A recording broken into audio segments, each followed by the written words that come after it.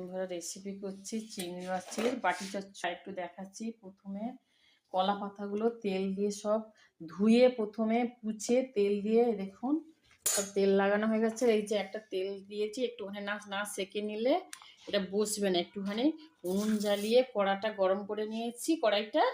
আর এই পাতাগুলো একটু সেকে এইটাই শুধু সেকবো, আর এইগুলো সেকবো না। এবার এর মধ্যে দিয়েছি দেখুন বন্ধুরা, একটু আলুগুলো একটু মোটা হয়ে গেছে, একটু সরু কাটতে হতো। একটা আলু দিয়েছি, একটা পেঁয়াজ কুচি দিয়েছি, একটা টমেটো কুচি দিয়েছি, কাঁচা লঙ্কা পেস্ট দিয়েছি, টমেটো দিয়েছি, আর 100 গ্রাম মতন চিংড়ি। দেখুন চিংড়িগুলোর সাইজ দেখুন বন্ধুরা, এরকমই ধরনের চিংড়িগুলো এর মধ্যে একসঙ্গে মাখিয়ে নেবো।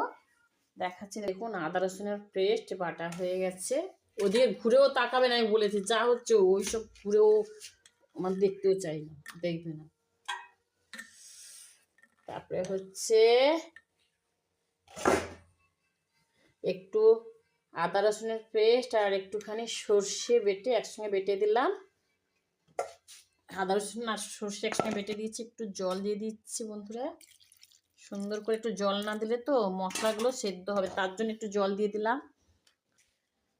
একটু স্লাইড গুঁড়ো লঙ্কা দিয়ে দিচ্ছি, একটুখানি, বেশি দেবো না। স্লাইড কেন, অসুস্থ দেবো না। এই যে একটুখানি হলুদ দিয়ে দিচ্ছি, মাখিয়ে দেবো। একটু লবণ দেবো, এই যে 1 চামচ লবণ দিলাম। এই একটুখানি, এই দেখুন বন্ধুরা সর্ষের তেল দিয়ে দিচ্ছি।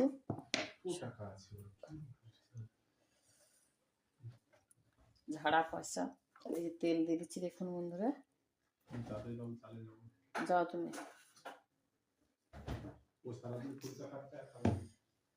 ভালো করে মাখিয়ে দিচ্ছি। সর্ষে দিয়েছি, আর কোনো মশলা দেবো না বন্ধুরা, বেশি মশলা দেবো না। এই আদা রসুন পেঁয়াজ সর্ষে দিয়ে দিয়েছি, আর পেঁয়াজ কুচি একটা, টমেটো কুচি একটা, 10-12টা কাঁচা লঙ্কা, একটা আলু।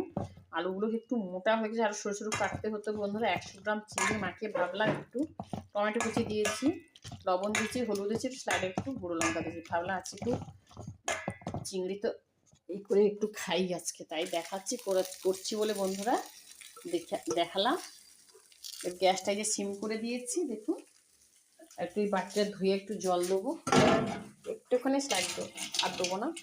মশলাগুলো যেহেতু জোরে আছে তো একটু দিয়ে দিলাম এর উপরে।